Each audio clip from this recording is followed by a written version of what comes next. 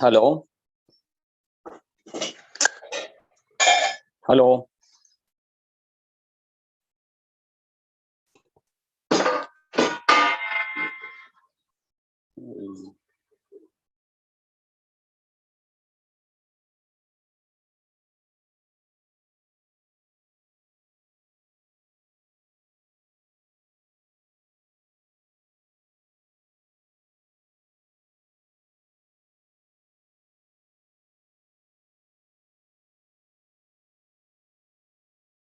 Hi Silpa, good morning.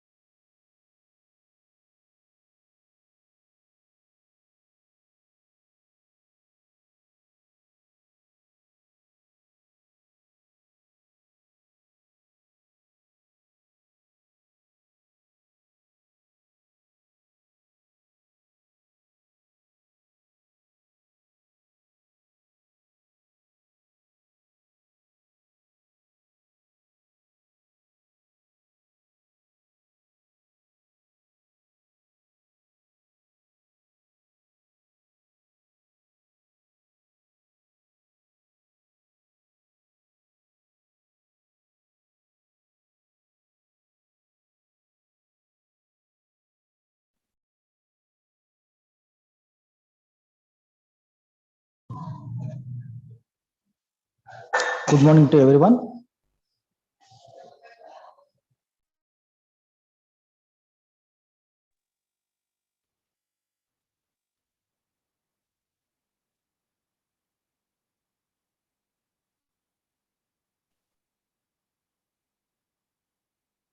Silpa, unmute yourself.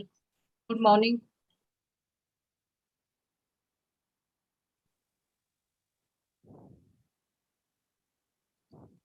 Yeah, we'll start the session at 11 a.m., right?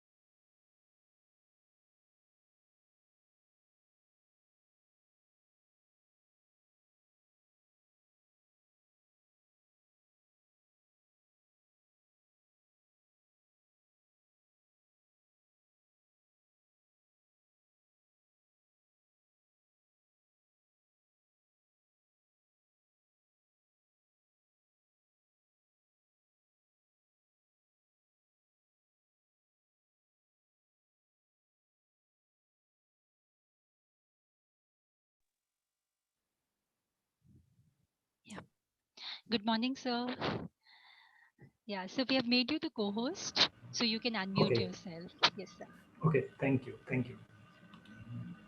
So we'll just start in a few minutes. Yeah, sure. Thank you, sir.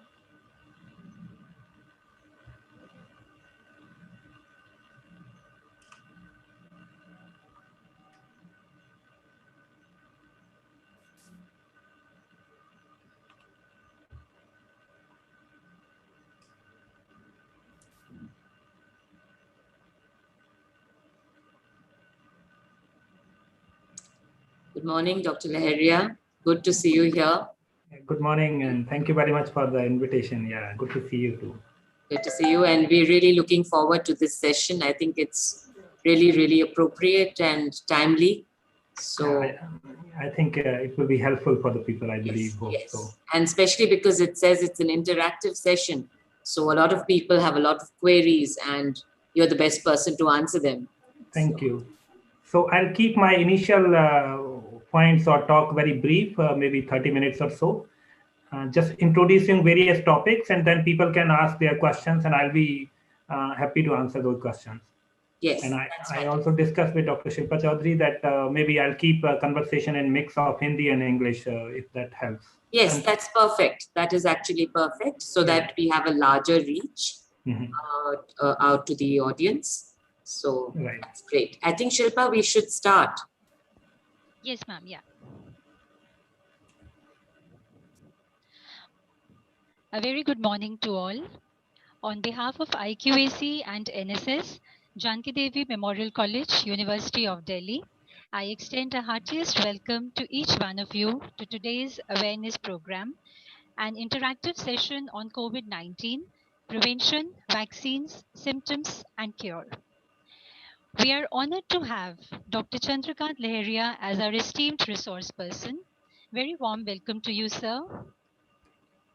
Hearty welcome to our Principal Ma'am, Professor Swati Pal, under whose dynamic leadership and able administration, the college is proceeding steadily on the path of excellence.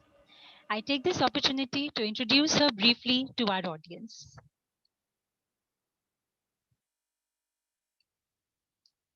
Professor Swati Pal is a Charles Wallace Scholar and a John McGrath Theatre Studies Scholar.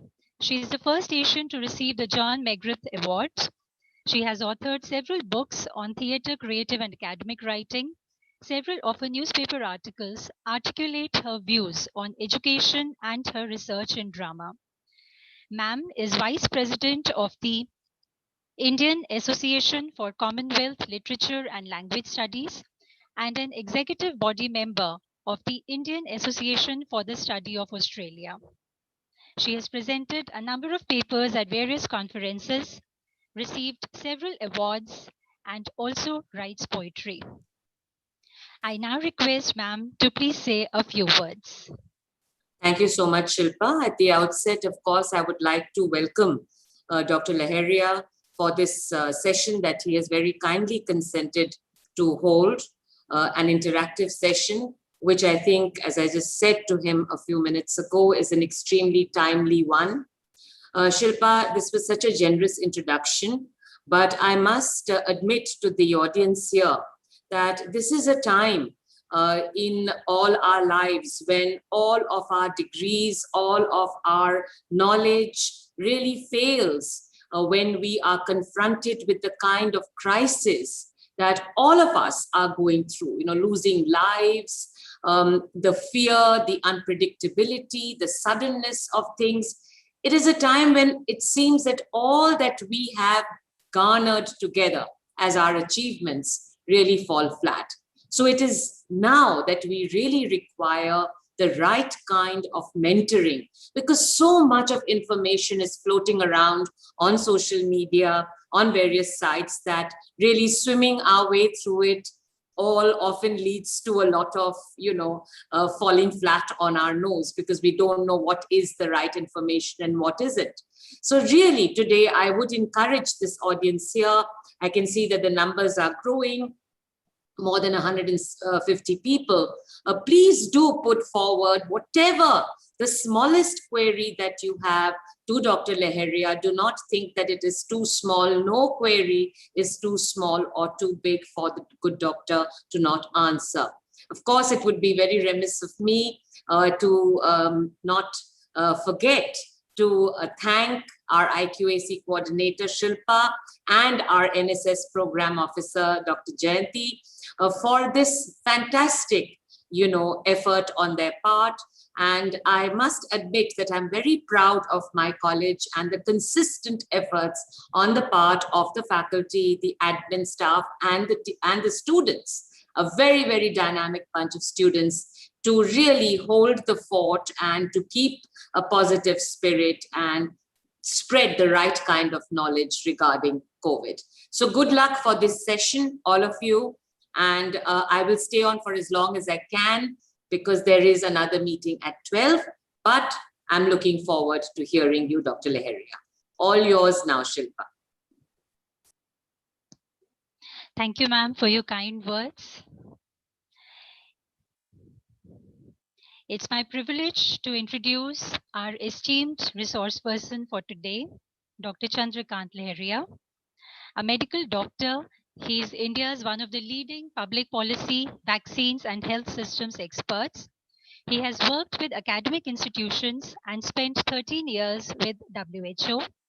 He has written and published more than 100 articles in medical journals and nearly 300 articles in mainstream newspapers.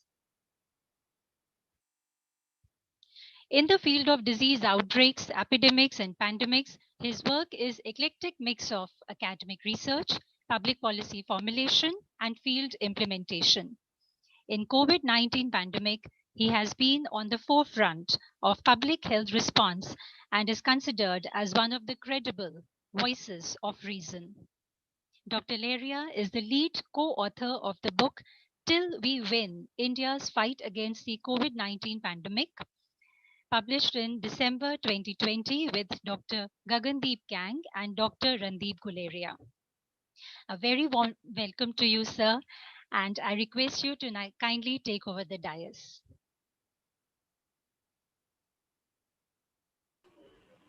Good morning, and thank you very much, Dr. Chaudhary and Professor Pal. And thanks to everyone for joining this session. It's my privilege to speak and share whatever we understand a little better about COVID-19. So I'll quickly jump into the presentation and key points. What I want to highlight that I know this is 15th or 16th month of pandemic, so all of us know a bit about various aspects of COVID-19. So what I'll do, I'll not go into very commonly known things, but I'll try to flag and highlight what might be useful and important for all of us. So मैं कुछ generic बातें नहीं बोलूंगा जो हम सब लोग जानते हैं, लेकिन उनमें से क्या important है उसके बारे में जिक्र करना चाहूंगा. So let me start with the presentation. I prepared a few slides, and we will use those slides. There is barely any content. I just want to flag a few issues on those slides. So in this presentation, I'll focus upon that what all we need to know and or want to know about the pandemic. And this is the book which I have authored with the director of AIIMS, Dr. Randeep Guleria and Dr. Gagandeep Kang. Both of them are really widely renowned on vaccines and other aspects. In this brief talk of 30 minutes or so, I'll cover what is the current scenario, clinical symptoms, and some discussion about the broad points about the oxygen requirement. Then I'll also focus upon mucormycosis, post-COVID, COVID-19 vaccines, third wave and children, and then we will go for discussion. So you can notice कि हर चीज जो उससे जुड़ी हुई है सारे पहलुओं को पर मैं जिक्र करना चाहूंगा, लेकिन साथ में मैं यह भी कोशिश करूंगा कि मुख्य पहलुओं को हाईलाइट किया जाए, क्योंकि अगर हर पहलू पे even start talking about one component उसमें बहुत टाइम लगेगा, तो मुख्य and then we will come to the question and answer and then see that whether we cover as many questions as possible. जहां तक हम अभी कोविड-19 का सिनेरियो है इंडिया में उसकी बात करें, तो इस स्लाइड में मैंने दिखाया है कि डेली न्यू कंफर्म कोविड-19 केसेज की क्या स्थिति है. 3 दिन पहले की स्लाइड है. तो और साथ में कंपेयर किया है with United states and United kingdom. तो आप देखेंगे कि मार्च 2020 से किस तरह से सारे दुनिया में अलग अलग देशों में पेंडेमिक की कर्व्स आए और वेव्स आई हैं।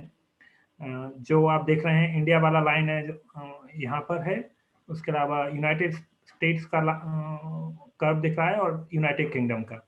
आप देखेंगे कि जैसे यूके का पहला वेव आया था बहुत छोटा था, दूसरा वेव उससे थोड़ा सा छोटा, फिर तीसरा वेव वहां पर आया जो सबसे बड़ा था, और फिलहाल वो फ्लैटन हो रहा है। जहाँ तक यूनाइटेड स्टेट्स की बात करते हैं वहां पर 4 वेव आ चुके हैं। पहला थोड़ा छोटा था, दूसरा उससे रिलेटिवली छोटा, थर्ड वेव काफी लंबे समय तक चला और really high, the highest peak in the world, उनके 250,000 केसेज इन अ डे थे, न्यू केसेज। एंड उसके बाद एक फोर्थ वेव भी आया वहां पे। जहां तक इंडिया की बात करते हैं तो इंडिया में जो पहला वेव आया था बाकी देशों की तुलना में लेट आया था। बाकी देशों में कुछ में 1 और कुछ में 2 वेव हो चुके थे, और उस लिहाज से इंडिया में डिलेड पीक आया और उसके बाद केसेज कम हुए। And then India had a biggest and worst peak in the world, जो हमारे केसेज 4 लाख के करीब पहुंच चुके थे। और लेकिन अच्छी बात यह है कि अब केसेज डिक्लाइन हो रहे हैं। सो what we know that India has faced the world's worst COVID-19 pandemic. This was really very detrimental and really affected each and every one of us. जहाँ तक डेथ्स की बात करें तो इसमें वही 3 कंट्री हैं, उनकी डेथ्स की बात हो रही है। इंडिया में दुनिया की सबसे ज़्यादा डेथ्स पर डे हुई हैं और ये चैलेंज रहा है। सो किसी भी नज़र से देखें देश में सबसे गंभीर कोविड-19 की वेव आई है। दुनिया के किसी भी हिस्से में वह वेव, इस तरह की वेव नहीं आई है। हालांकि बाकी देश लंबे समय तक प्रभावित रहे, लेकिन जिस तरह से आप देखते हैं कर्व एकदम अपवर्ड गया था, एक वर्टिकल लाइन बन गई थी। जहाँ तक मृत्यु दर की बात करते हैं, एक तुलना होती है कि कितने केसेज आ रहे हैं और उसकी फर्टिलिटी रेट क्या है। तो हम देखते हैं कि इसमें की फर्टिलिटी रेट बाकी देशों में शुरुआत में, जब पैंडेमिक की शुरुआत हुई थी, काफ़ी हाई थी। सारी दुनिया में वो गिरना शुरू हो गई। भारत में इस ग्राफ के अकॉर्डिंगली सबसे नीचे चल रही है, लेकिन माना जा रहा है कि देश में जो मॉर्टेलिटी रिपोर्ट्स हुई हैं वो करेक्ट रिपोर्टिंग नहीं है, उसे अंडर रिपोर्टिंग है। तो हो सकता है हमारी मॉर्टेलिटी बाकी देशों के बराबर हो। क्विकली मैं इस पर आता हूँ कि पेंडेमिक के कुछ मुख्य पहलू के क्या क्लिनिकल सिम्टम्स होते हैं, need for oxygen, mucormycosis and post Covid. जहाँ तक हम बात करें, सो one of the key point to remember is that of course we know that fever, cough and lethargy, those kind of symptoms can come, but most important point to remember is कि व्यक्ति को किसी न किसी कोविड-19 patient के संपर्क में आने पर ही वायरस का ट्रांसफर होता है। तो उसी से इन्फेक्शन होता है। वायरस ड्रॉपलेट्स के माध्यम से फैलता है। उसकी मतलब हुआ कि जो कोई बात कर रहा है उसके मुंह में पार्टिकल्स, जो सलाइवा पार्टिकल्स होते हैं या जो पार्टिकल्स निकलते हैं नाक या मुंह से निकल सकते हैं, उसके माध्यम से वो वायरस फैलता है। उनको ड्रॉपलेट्स कहते हैं जब उनका साइज 500 माइक्रोन या उससे बड़ा होता है। यूजुअली माना जाता है फिजिक्स एंड साइंस के प्रिंसिपल्स के आधार पर कि वो पार्टिकल्स मैक्सिमम 6 फीट डिस्टेंस पर जा सकते हैं। तो उस 6 फीट के डिस्टेंस पर जाकर वो पार्टिकल्स गिर जाते हैं, इसलिए वो 6 फीट डिस्टेंस मेंटेन करके रखा जाता है और यही मानकर चला जा रहा था कि 6 फीट है। लेकिन अभी पिछले कुछ दिनों पहले साइंटिफिक एविडेंस आया है इस बात का कि वायरस एयरबॉर्न भी है।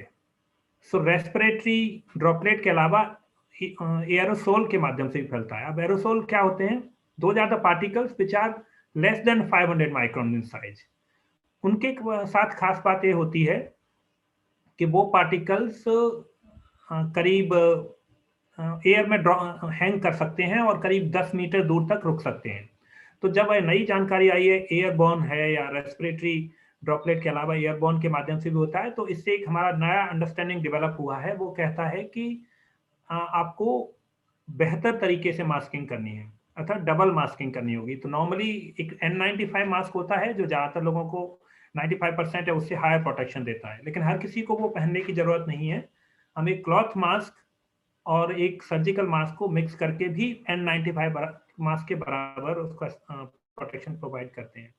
अब नया जो एडवाइजरी है वो कहता है कि आपको घर के बाहर निकलने पर हर समय वो डबल मास्क करें, खासतौर से भीड़ भरी जगह में। लेकिन क्या अगर एयरबॉर्न है तो वायरस आपको लग सकता है किसी से भी जहां व्यक्ति नहीं खड़ा है? संभावना बहुत कम है। एयरबॉर्न का मतलब हुआ कि कोई भी क्लोज्ड स्पेस है, जैसे एलिवेटर्स हो गए या कोई कमरा है, तो पहले माना जाता था कि अगर एक कमरे में प्रॉपर डिस्टेंस मेंटेन करके लोग बैठे हुए हैं तो then you will not get the virus. But now there is a possibility that even within a closed room, virus can be transmitted more than 6 feet. So even a closed room, which is not well ventilated, everybody need to wear double mask all the time, especially public places. You need to wear double mask if physical distancing cannot be maintained. So importance of double masking is highly relevant in this current scenario. I'll answer questions on this topic later on. So that's a broad part. Okay. I'll bring slides later on. So that's on double masking. दूसरी चीज याद कर रखने की है कि infection अगर किसी के एक्सपोजर होता है तो आप डेवलप सिम्टम 1 to 14 days, उसको कहते हैं incubation period. So usually people, most of the people after exposure develop symptoms on the 5th day of exposure. इसका प्रैक्टिकल मीनिंग है. सो प्रैक्टिकल मीनिंग ये है कि अगर आपका एक्सपोजर किसी से हुआ है तो अगर आप दूसरे दिन टेस्ट कराएंगे तो हो सकता है टेस्ट नेगेटिव आ जाए. So there is no value of getting testing done till person develop symptom. So the test should only be conducted when person develops symptom, and then symptom can develop within 1 day to 14 days of exposure. Usually 5th day के आसपास average symptoms आते हैं. Symptom develop होने के बाद व्यक्ति test करा सकता है और टेस्ट की रिपोर्ट के आधार पर रहेगा. अगर टेस्ट पॉजिटिव आता है तो आइसोलेशन और ट्रीटमेंट की जरूरत होती है. 3 ग्रुप में डिवाइड किया जाता है, mild, moderate and severe. Mild patients can be taken care at home, but moderate and severe require hospitalisation. Now I want to bring another point which is important, which is that once you develop clinical symptoms, then even when like person has symptoms, after 10 days of development of symptom, person become non-infectious. Now what is the meaning of this? This means that even if person is like irrespective of what is the clinical condition, person को symptoms हो सकते हैं, हो सकता है person hospital में हो, लेकिन कोई भी व्यक्ति जिसको कोविड-19 होता है वो 10th डे के बाद नॉन इन्फेक्शियस हो जाता है, अर्थात वो दूसरों को ट्रांसफर नहीं कर सकता इन्फेक्शन. भले ही उसको आरटीपीसीआर करें और उसके गले में वो वायरस मिल जाए, लेकिन वो जो मैकेनिज्म है उसके माध्यम से वायरस सब ट्रांसफर नहीं करता है. सो 10 डे के बाद person become non infectious. There is no risk of transmitting infection. इसीलिए जब व्यक्ति को कोविड-19 हो जाता है तो उसको दोबारा से आरटीपीसीआर टेस्ट करने की जरूरत नहीं होती है. वो आरटीपीसीआर टेस्ट करने की जरूरत दोबारा से इसलिए नहीं होती है कि भले ही उसमें आरटीपीसीआर पॉजिटिव आ सकता है, but person will be non-infectious, so it's only the limited relevance. So that's the one point. Second point is most of the time people look at something called CT, cycle threshold value in RT-PCR test. This is of limited significance. Usually this cycle threshold value is up to 35. But if people have a cycle threshold of 20, 15, which simply means that a person has a little high viral load, but it does not mean much in the terms of clinical symptoms or disease. Which means अगर person का CT value कितना भी हो सकता है, लेकिन उसको बीमारी किस आधार पर होगी, कैसे होगी, वो इस बात पर निर्भर करता है कि उस व्यक्ति की इम्यूनिटी है. तो CT वैल्यू को इतना ज्यादा वैल्यू इंपॉर्टेंस मत दीजिए. अगर आप या तो पॉजिटिव हैं या नेगेटिव हैं, और आपको उससे लड़ने की क्षमता इस बात पर निर्भर करेगी कि आपकी इम्यूनिटी कैसी है.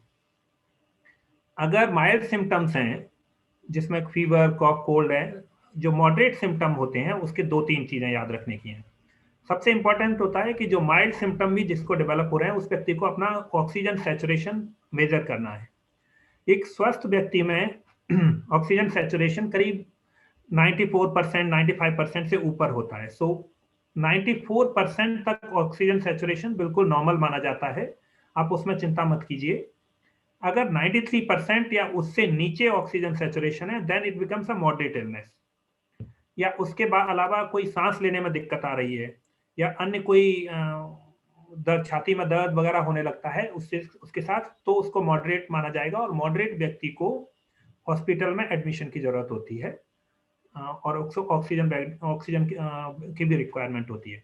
अगर ऑक्सीजन सैचुरेशन 90% से नीचे होता है तो उसको सीवियर इलनेस माना जाता है. एंड ऑफ कोर्स उसको एडिशनल इंटेंसिव केयर रिक्वायर्ड होती है। बात ऑक्सीजन की नहीं है, बात ट्रीटमेंट भी डिफरेंट होता है इन तीनों परिस्थितियों में, तो इसलिए मैं उसके डिटेल में नहीं जाऊंगा, लेकिन मुख्य बात याद रखनी है कि 94% तक अगर आपका ऑक्सीजन सैचुरेशन है, अगर आपको ब्रेथलेसनेस अगर कोई उस तरह की दिक्कत नहीं हो रही है, तो घर पे इलाज चल सकता है। जो सिम्टम है उनका इलाज किया जाता है।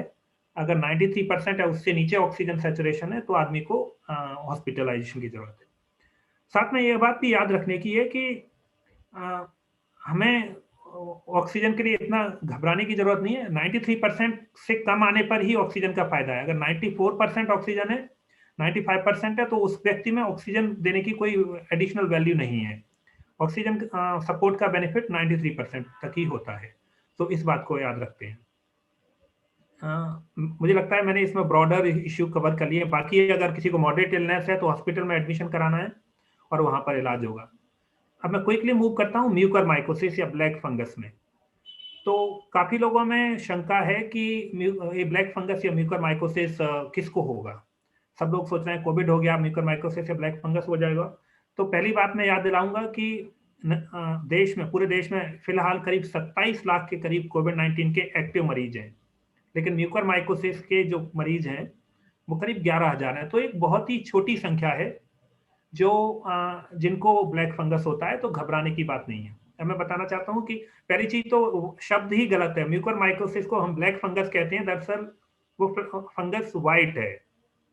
वो ब्लैक फंगस उसका नाम इसलिए पड़ गया क्योंकि लेबोरेटरी में या जो उसको ग्रोथ मीडियम में उसको ग्रो किया जाता है, तो उसमें ब्लैक डॉट्स अपीयर होने लगते हैं व्हाइट फंगस के साथ, तो लोग उसको ब्लैक फंगस कहने लगे, जबकि वो वास्तव में व्हाइट है। साथ में याद रखना होगा कि हर किसी को, हर कोविड-19 के मरीज को ब्लैक फंगस होने की संभावना नहीं है। 3 या 4 तरह के लोग होते हैं जिनको ब्लैक फंगस हो सकता है, या म्यूकरमाइकोसिस इसका साइंटिफिक नेम है। वो लोग मरीज होते हैं जिनको अनकंट्रोल्ड डायबिटीज मेलाइटिस है, जिसका डायबिटीज है बहुत हाई है और उसको कंट्रोल नहीं किया हुआ है। दूसरा, जिनको स्टेरॉइड्स लंबे समय तक चले हैं। तीसरा, जिनकी इम्यूनिटी किसी तरह भी कारण से वीक है, इम्यूनो कम्प्रोमाइज है, तो स्टेरॉइड की वजह से भी वो वीक हो जाती है, और स्टेरॉइड से। तो इन 3 मरीजों को याद रखना है जिनको ज्यादा संभावना है। लेकिन यूजुअली ये तभी होता है जो मॉडरेट टू सीवियर मरीज हैं, जो लंबे समय तक आईसीयू में भर्ती रहे हैं, तो उसके बाद ही म्यूकरमाइकोसिस होने की संभावना रहती है। लेकिन साथ में यह भी याद रखना होगा कि वो म्यूकरमाइकोसिस सिर्फ अस्पताल में भर्ती है तभी नहीं, उसके बाद छुट्टी होने पर भी हो सकता है। तो एक आता कहाँ से है म्यूकरमाइकोसिस? ये इसको म्यूकरमाइसिटीज फंजाई का नाम है, और ये हमारे आसपास, हमारे घरों में हर जगह होता है। बहुत ही इनक्यूअस है, नॉर्मल स्वस्थ व्यक्ति को बीमारी नहीं करता है। घरों की जो दीवारें हैं, जिन पर अगर थोड़ी सी सीलन आ जाती है, the damp walls, even the construction site, the fallen leaves and everything, like it's very much all around us. Not only this fungi but many other fungus are all around us. तो करना क्या है कि अगर कोई मरीज, specially कोविड-19 patient और anybody who has diabetes, uncontrolled diabetes or recovered from ICU, they need to be really careful about exposure to such a setting. So for example, if there is damp site or construction site, any places, or even dusty place, if they are going there, they should wear double mask, people who have recovered from it. A healthy person has nearly no risk, I can say. So wear the double mask, wear full sleeve clothes, and protect yourself. The risk is otherwise very low. So there is no need of panic or being apprehensive that this will cause any major damage. खासतौर से एक जो बात और करनी है कि जो कोविड-19 से रिकवर कर रहे हैं, किए हुए मरीज हैं, व्यक्ति हैं, उनको अपना डायबिटीज का कंट्रोल पर खासतौर से अधिक ध्यान देना है। अपने पर्सनल सेफ्टी और प्रिकॉशंस पर ध्यान देना है। अगर जो रिकवर हुए हैं उनमें कुछ वार्निंग सिग्नल्स होते हैं ब्लैक फंगस के। एक तो होता है नाक के आसपास और आंख और नाक की जो जगह है उसके आसपास दर्द होने लगता है, लालपन आ जाए, या आंख लाल होने लगे, आंखों से ब्लड विजन आए, या नाक में या मुंह के आसपास ब्लैक कलर का कोई भी स्पॉट बनने लगे, जबरदस्त सिर दर्द होने लगे, तो सिर्फ उन मरीजों को जो ठीक हुए हैं, moderate to severe illness, ICU में थे, उनको इस पर खास ध्यान देने की जरूरत है। क्योंकि जब हो जाती है तो बीमारी गंभीर है, लेकिन साथ में मैं यह भी कहूंगा कि डरने की बात नहीं है।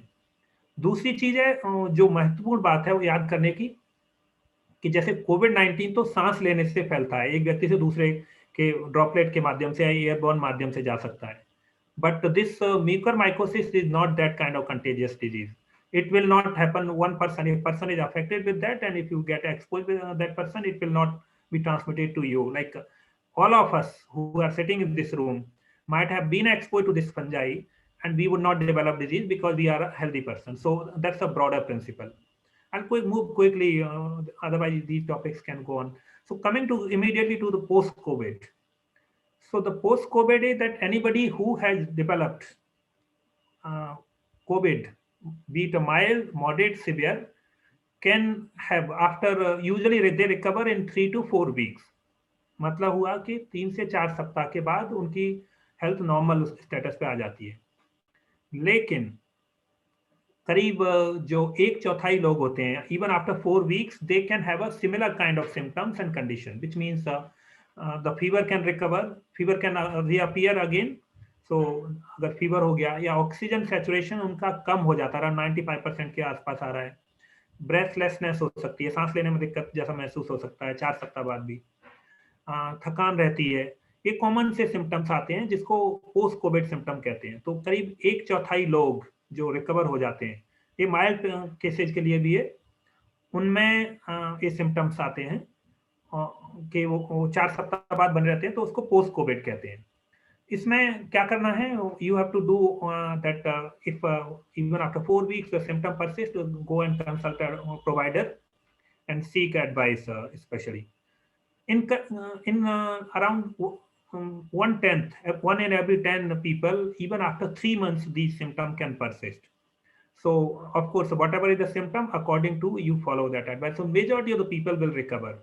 One of the rare condition or rare symptom is a lung fibrosis. That capacity of lung to oxygenate कम हो जाती है, लेकिन बहुत कम लोगों में होता है.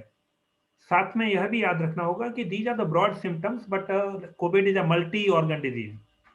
ये सिर्फ लंग्स को ही नहीं, हार्ट को, ब्रेन को, किडनी को और बाकी ऑर्गन को भी अफेक्ट करता है. तो खासतौर से जिनको पहले से कोमॉर्बिडिटीज हैं, डायबिटीज है, हाइपरटेंशन है, कोई भी बीमारी है, तो उनको ये सिम्टम्स अधिक समय तक आते हैं.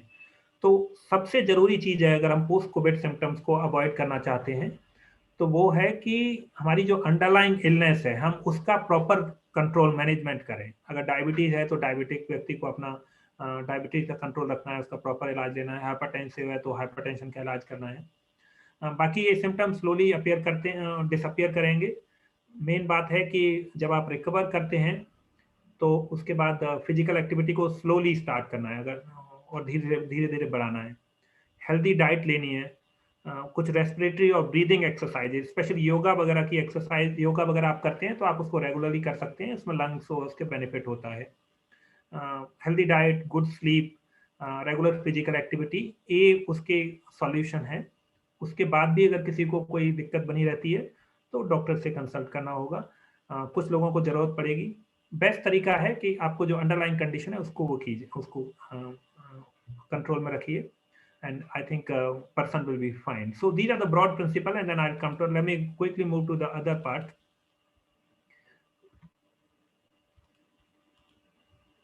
So now I'm moving to the vaccines, and there might be many people who have interest in vaccines.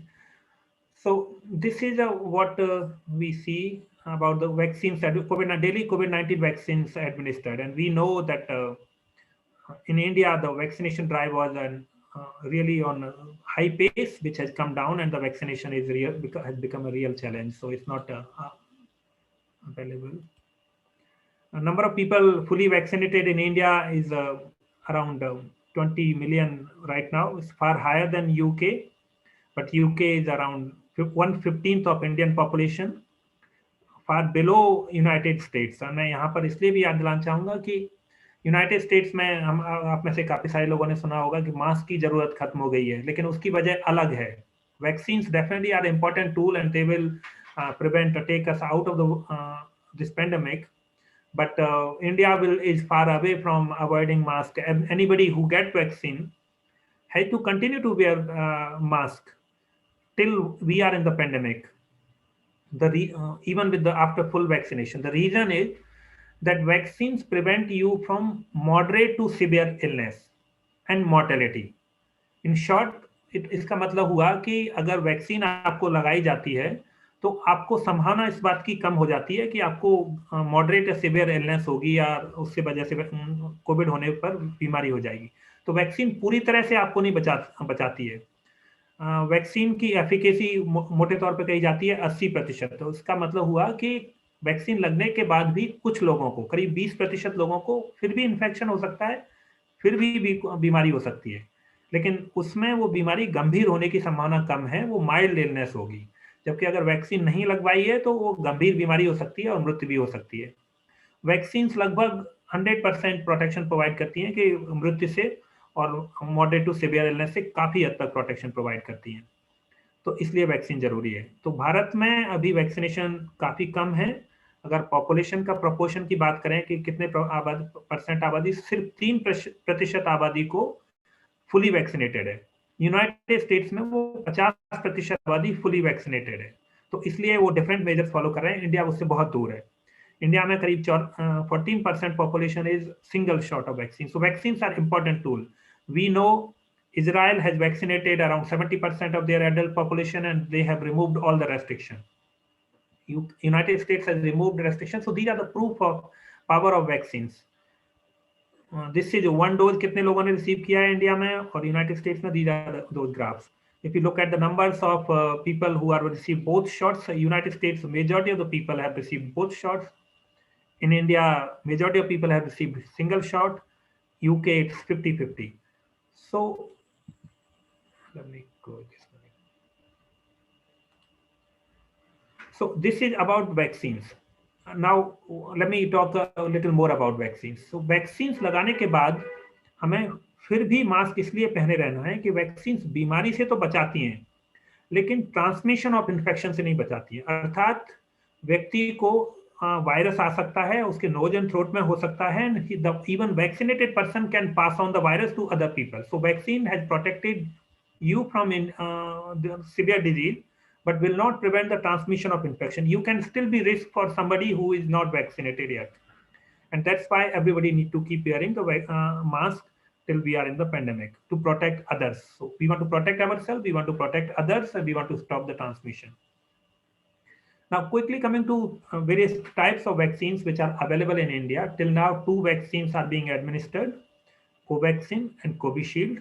And there is a third one, Sputnik V, which will be soon administered.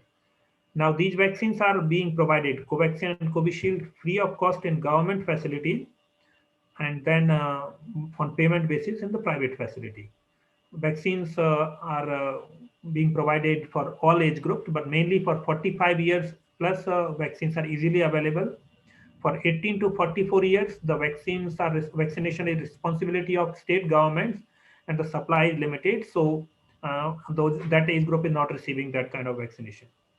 Now, talking about these 2 vaccines, Covaxin is a vaccine manufactured in India by Bharat Biotech, a company, and Indian Council of Medical Research. Both of them collaborated for this. This is called inactivated vaccine. Now, what happens in inactivated vaccines? That you take a disease-causing agent, in this case virus, and you inactivate through the laboratory processes, usually formalin and all these things. So you kill the virus. These are called inactivated or killed vaccines. And then killed viruses used as substance for vaccination. Now, these are fully safe. We know there are studies available that these provides around 80% efficacy. They are fairly safe and safe vaccines.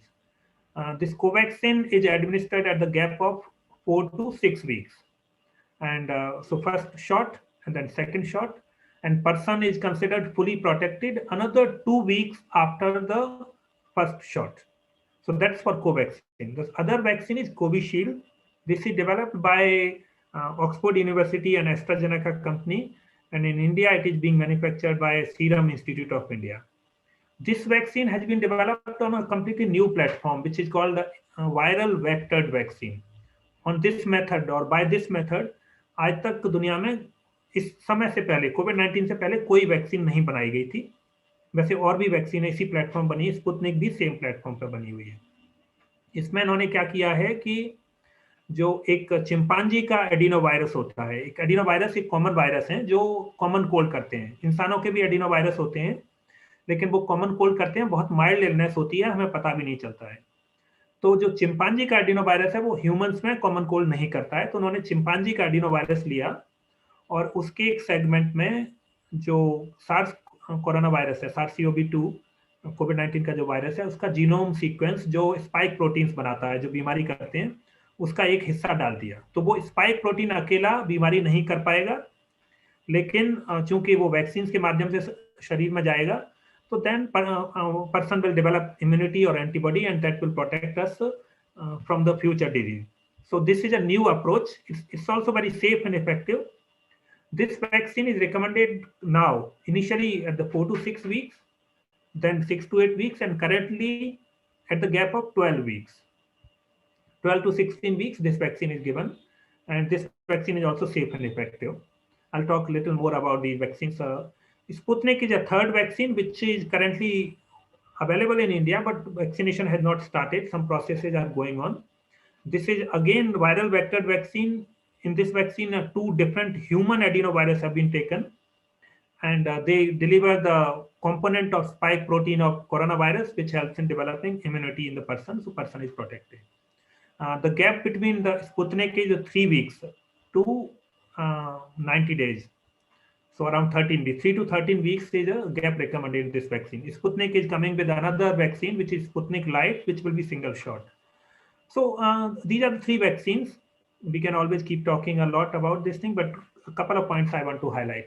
One is you are protected, or person is protected only after 2 full shots, and another 2 weeks after second shot. So you need to take a full dosage. With the Covishield vaccine, a single shot provides a fairly good protection for some period, around 3 months. And that's why the vaccine is being administered at the gap of 3 months. In United Kingdom, they were giving vaccine at 3 months. In Spain, they are giving at the gap of 4 months. So single shot provides some protection, but not for a really long period. Other aspect is that if somebody who has developed corona in the past, COVID-19 in the past, with the RT-PCR confirmed, they are recommended to take vaccine after 3 months from the recovery. So if you have somebody has recovered, you can wait for 3 months, or you should wait for 3 months before getting vaccination.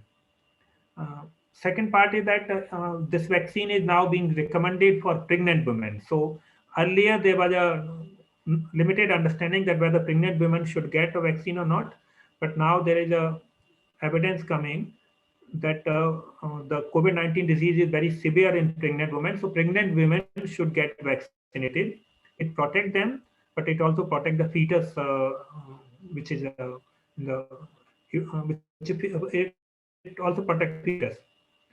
For the vaccination of lactating or breastfeeding women, currently Government of India does not recommend, but various professional association has recommended that the benefit of vaccination is far higher.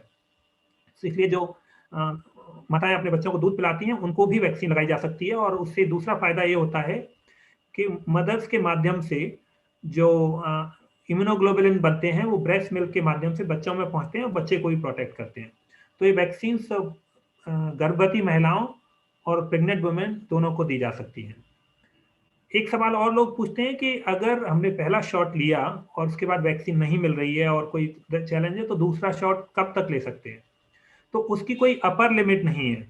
Recommended gap है कि 4 से 6 week में जैसे Covaxin लेनी है, या Covishield 12 weeks पर लेनी है। लेकिन अगर 12 वीक्स की बजाय डिले हो गया तो भी कोई दिक्कत नहीं। अगर मान लीजिए उदाहरण के तौर पर 5 महीने गुजर गए, तो आपको वैक्सीन शॉट रिपीट करने की जरूरत नहीं है। जब भी आप लेंगे वो सेकेंड शॉट काउंट होगा, प्रीवियस शॉट आपका वैलिड रहता है, और आप उसको जल्दी से जल्दी लीजिए। लेकिन अगर किसी वजह से देर हो जाती है, अधिक दिन हो जाते हैं, कोई नुकसान नहीं है, और 7-8 महीने के गैप तक भी ले सकते हैं। हो सकता है 1 साल के बाद आपको पूरा रिपीट करना पड़े, अभी हम जानते नहीं है, क्योंकि इन वैक्सीन में उतना समय नहीं गुजरा है। तो ये हो गया उसके बारे में। एक और चीज याद रखने की है कि ये वैक्सीन, जो वैक्सीन आपने पहली बार ली है उसी को दूसरा वैक्सीन लेना है। You can not interchange vaccine कि पहली बार में कोविशील्ड ली और दूसरी बार में कोवैक्सीन लिया, वो सब नहीं ले सकते हैं। I think I'll cover more aspect or on the questions, and let me show the last part of my presentation. So once I cover these aspects, then we will take questions. So जो एक और बात चल रही है कि क्या भारत में तीसरी लहर होगी, तो माना जा रहा है कि हाँ, देश में तीसरी लहर जरूर आएगी। उसकी वजह यह है कि जो लार्ज पेंडेमिक होती हैं जिनके खिलाफ वायरस में प्रोटेक्शन नहीं होता है और लोग में इम्यूनिटी नहीं होती है, वो तब तक नहीं रुकती कि जब तक लोगों में या तो इन्फेक्शन नहीं हो जाए और जिससे इम्यूनिटी बन जाए, या फिर उनको वैक्सीन से इम्यूनिटी बन जाए। तो हर किसी को जब तक इम्यूनिटी नहीं डेवलप हो जाती तब तक वायरस फैलता रहेगा। माना जा रहा है कि दिस वायरस नाउ कोविड-19 और SARS-CoV-2 जो उसका वायरस है, पेंडेमिक तो खत्म हो जाएगी लेकिन virus will stay forever, like it will not go, so people will keep getting infected, though there will not be that kind of way, but उस समय डिजीज को एंडेमिक बोलते हैं, जब छोटे कम स्तर पर डिजीज बीमारी फैल रही है, कुछ लोग प्रभावित हो रहे हैं। जब तक बीमारी बड़े स्तर पर फैल रही है पेंडेमिक या एपिडेमिक बोला जाता है। तो मैं आपके सामने जो ग्राफ दिखा रहा हूँ, ये 1918 से 1920 में जो Spanish flu great influenza pandemic हुआ था, उसमें भारत की क्या स्थिति थी उसको दर्शाता है। तो इसमें भी आप देखेंगे left hand side, April 1918 and June 1918 के बीच में फर्स्ट वेव थी, एंड देन अराउंड सितंबर 1918 onward till February there was a second and biggest wave. This was the worst wave, and दुनिया में उस समय भी पेंडेमिक की जो वेव हुई थी वो भारत में सबसे वर्स्ट थी। अराउंड 5 करोड़ लोगों की मृत्यु हुई थी उस समय, और उनमें से 2 करोड़ के करीब अनुमानित लोग भारत में हुए थे। तो भारत में उस समय भी सबसे गंभीर वेव हुई थी, और थर्ड वेव, सेकेंड वेव गंभीर थी। तो अभी हम कह सकते हैं कि फिलहाल जो परिस्थिति है कि देश में इतनी गंभीर वेव है, तो उसके बाद ज्यादातर लोगों को इन्फेक्शन हो चुका होगा, और इस इन्फेक्शन होने की वजह से अब जो ससेप्टेबल पॉपुलेशन है वो कम रह गई होगी, 30 से 40%। लेकिन साथ में यह भी याद रखना होगा कि चूंकि जब तक ससेप्टेबल पॉपुलेशन है, जिन लोगों को या तो नेचुरल इन्फेक्शन से एंटीबॉडी नहीं बने या वैक्सीन नहीं दी गई, तो उनमें इन्फेक्शन फैलता रहेगा। अगर किसी छोटे स्तर पर, किसी राज्य स्तर पर वो इन्फेक्शन हुआ तो वो थर्ड वेव आ जाएगी। साथ में यह भी याद रखना होगा कि जैसे जैसे हमारा वैक्सीनेशन कवरेज बढ़ता चला जाएगा उसकी संभावना कम हो जाएगी। तो फिलहाल माना जा रहा है 2 चीजें हमें याद रखनी है कि एक तो इसमें तीसरी वेव आएगी, लेकिन यह कहना मुश्किल है कि कब आएगी। संभवतः दिसंबर जनवरी के आसपास आ सकती है, और दूसरी चीज है कहना मुश्किल है कितनी गंभीर होगी। लेकिन एक एपिडेमियोलॉजी के जो सिद्धांत हैं उसके आधार पर कहा जा सकता है कि निश्चित रूप से इस वेव से गंभीर नहीं हो सकती है, लेकिन तीसरी वेव आएगी और उसमें कुछ केसेस बढ़ेंगे, उसके लिए हमें तैयार रहना चाहिए। अंत में मैं एक और बात पर चर्चा करना चाहूंगा कि काफी सारी अखबारों में आया बीच में पिछले 2 सप्ताह में, और बहुत सारा जिक्र हुआ। उसमें बात आई कि कुछ लोगों ने कहा कि बच्चों को अधिक खतरा है। तो अब लेकिन पिछले 2 सप्ताह में सारे एक्सपर्ट्स ने इसको एक्सप्लेन किया है, क्लियर किया है, और एक मेरा कल लेख भी छपा था हिंदुस्तान में और एक अखबार में और इंग्लिश में भी आया था, जिसमें मैंने बताया था कि इसका कोई वैज्ञानिक आधार नहीं है, और यह सोचने का कोई कारण नहीं कि बच्चों में गंभीर बीमारी आएगी। बच्चे अभी भी बीमारी से प्रभावित होते रहे हैं। बच्चों में जो जितने भी सीरो सर्वे हुए थे उन्होंने उस पर देखा गया था कि किस पॉपुलेशन में है the antibodies, and it was found that children also have a similar level of antibody as the adult have a similar proportion of children have antibody as adult. Delhi के सीरो सर्वे की बात करें तो करीब 60% लोगों में एंटीबॉडी मिले थे जो लास्ट सीरो सर्वे हुआ था, और बच्चों में भी करीब उसी में थे।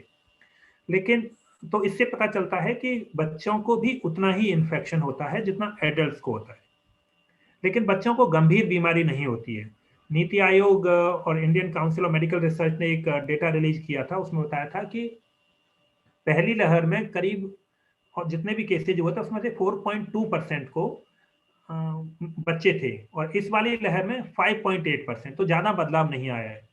बच्चों में गंभीर बीमारी नहीं होती है, इसका एक वैज्ञानिक आधार है, और वो वैज्ञानिक आधार ये है कि जब वायरस जो होता है SARS-CoV-2 नाक में और गले में आने के बाद उसको लंग्स में जाना जरूरी है जिससे वो बीमारी कर सके। लंग्स में जाने के लिए एक रिसेप्टर्स होते हैं लंग्स में, जिसको ACE2 रिसेप्टर बोलते हैं, एंजियोटेंशन कन्वर्सन एंजाइम 2 रिसेप्टर्स। अच्छी बात यह है कि बच्चों में वो रिसेप्टर अंडर डेवलप्ड होते हैं, तो अंडर डेवलप्ड होने की वजह से वो वायरस उससे जुड़ नहीं पाता है और उनके लंग्स को इन्फेक्ट नहीं कर पाता है। एडल्ट में वो ज़्यादा होते हैं और एडल्ट से इन्फेक्ट हो जाते हैं।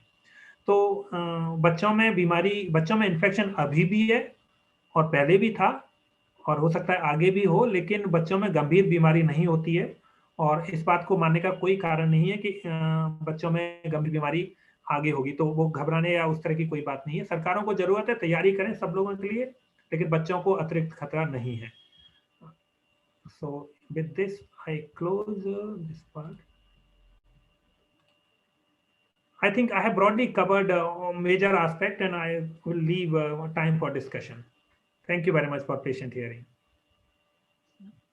Thank you so much, sir. That was indeed a very comprehensive talk.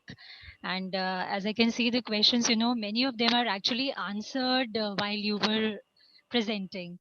So, but there are a few more questions. So if you allow, maybe please start. Yes, please, please. Shilpa, may I just interrupt for 1 minute, because I know I'll have to leave this meeting very soon. I was listening with, my ears really sharpened. Thank you so much, Dr. Laheria. That was really very comprehensive. You tried to touch as many issues, as many aspects as possible. I had 2 small questions to ask. Forgive me if I have missed it. One of the things is, you said that after 10 days, it is not infectious anymore. Now, there's a lot of, and that we don't need to actually even get another RT-PCR done to prove that it's negative, which for an administrator becomes very difficult, because, like when we ask people to take leave when they are medically unfit, we also ask them for a medical certificate of fitness. So it becomes very difficult for an administrator then to really go by this general aspect which you have put forward, which is that the person is not infectious anymore. So I would rather just ask everybody to give me a general certificate of fitness post recovery from COVID, instead of insisting upon an RT-PCR negative report. But there is one query that two queries that I have. One is that, how do you calculate the 10 days? Is it from the date of the onset of symptoms? And are you in a position as a COVID patient to really decide when your symptoms started? Or is it from the date of your RT-PCR report, which declares that you are a COVID positive person? There is a lot of query, confusion about it, because I noticed that teachers and other people have been all calculating differently. So perhaps you could shed light on that. And the second part of my question is related to post-COVID. A lot of my family and friends have been saying that their sleep disorder is unimaginable, and the fact that despite taking all kinds of sleeping tablets, it is just not getting restored. For many of them, it's now been 8 months since they have had COVID. They have been constantly consulting their doctors, but their sleep disorder has just not got resolved. So these are the 2 things that I wanted you to shed light on. Yes, so thanks. I think these are very relevant questions. So the first day of clinical symptom is the day you need to count. जैसे जिस दिन व्यक्ति को बुखार आया या कॉफ severe, mainly fever के साथ कॉफ वगैरह आएगा, लेकिन जैसे कुछ लोगों में एक नया सिम्टम आया है जो उसको कहते हैं loss of taste and smell.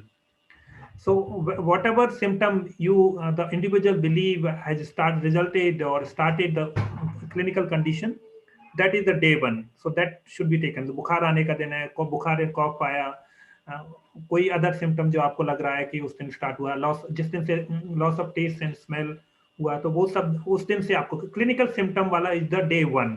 And then but अगर आप asymptomatic हो and you just generally not feeling well, or you just somebody advises you कि आप टेस्ट करा लो और उसमें नेगेटिव उसमें पॉजिटिव निकलता है, क्योंकि अक्सर लोगों को फीवर नहीं होता है, या sometimes they just get it done because they say बस तबीयत ठीक नहीं लग रही थी, तो हमने सोचा एक टेस्ट करा लेते हैं, या घर में किसी और को कोविड हो गया था तो हमने सोचा कि हम भी अपना करा लेते हैं, और उसमें हमारा भी फिर पॉजिटिव निकला. Okay, so in those who are asymptomatic, usually they should consider that what was their day of exposure, and for asymptomatic they can fairly say because person cannot be tested positive till the clinical condition or the virus is sufficiently multiplied. So that's the incubation period.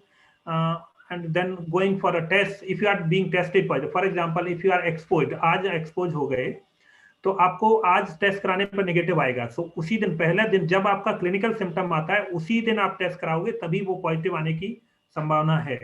So whichever day the person had selected for getting the test done, usually if you are getting tested, yourself tested for being asymptomatic, which essentially means you know that you were either exposed to some condition. Just think of where you could have got the infection and count the days from the day of exposure.